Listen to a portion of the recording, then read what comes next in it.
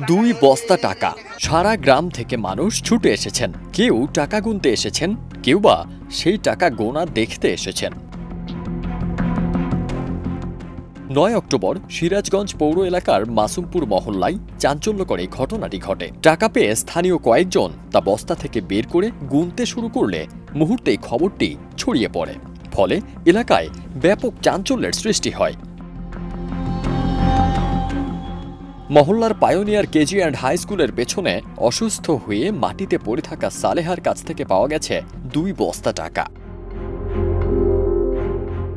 প্রত্যক্ষদর্শীরা জানায়, প্রায় ৬৫ বছর বয়সী সালেহা বেগম দীর্ঘ ৪০ বছর ধরে ভিক্ষা করছেন। থাকেন সিরাজগঞ্জ কওমি জুট মিলের বারান্দায়। প্রয়োজন কিংবা নিজের অসুস্থতা যাই হোক, টাকা তিনি খরচ করতেন না।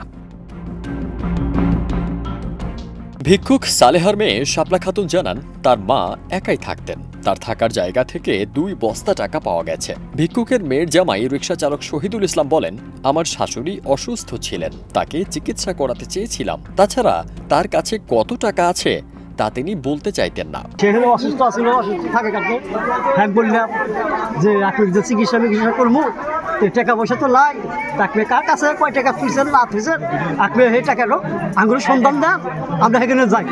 হে বলতেছেন আমার কাছে কোনো টাকা নাই। ভিক্ষুক সালেহা এক পর্যায়ে বেশি অসুস্থ হয়ে পড়লে বাধ্য হয়ে টাকার সন্ধান দেন। পরে মেয়ের জামাই আরও কয়েকজনকে সাথে নিয়ে তার থাকার জায়গা থেকে টাকাগুলো উদ্ধার করেন। স্থানীয় বাসিন্দারা বলেন, সালেহা বেগম প্রায় ৪০ বছর ধরে ভিক্ষা করেন। তার কাছে প্রায় ২ থেকে ২.৫ লাখ টাকার মতো পাওয়া গেছে। প্রায় ৪০ বছর ধরে ভিক্ষা করছে, আমরা তা জানি না। তো আইসা দেখি মায়ের টাকাগুলো পয়সা গেছে গা, আবার দেখি ১ টাকা নালে ২.৫ লাখ টাকা হবে। টাকা গণনায় অংশ নেওয়া রাশিদুল ইসলাম বলেন, সালেহা পাগলি দীর্ঘদিন ধরে কওমি জুট মিলের পরিত্যক্ত বিল্ডিং এর বারান্দায় থাকেন। ২ মাস ধরে তিনি অসুস্থ হয়ে পড়েছেন। অনেক টাকা পচে নষ্ট হয়ে গেছে। মিলগেটে কওমি জুট মিল এমপ্লয়িজ ইউনিয়ন, সেখানে বারান্দায় সে থাকতো।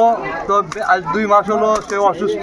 ওর যে মানে থাকার যে জায়গাটা, সেখানে খুঁজতে যে এই টাকাগুলো আমরা পাই। ৩ বস্তা টাকা না, 2 বস্তা, প্রায় 2 বস্তাই আর কি।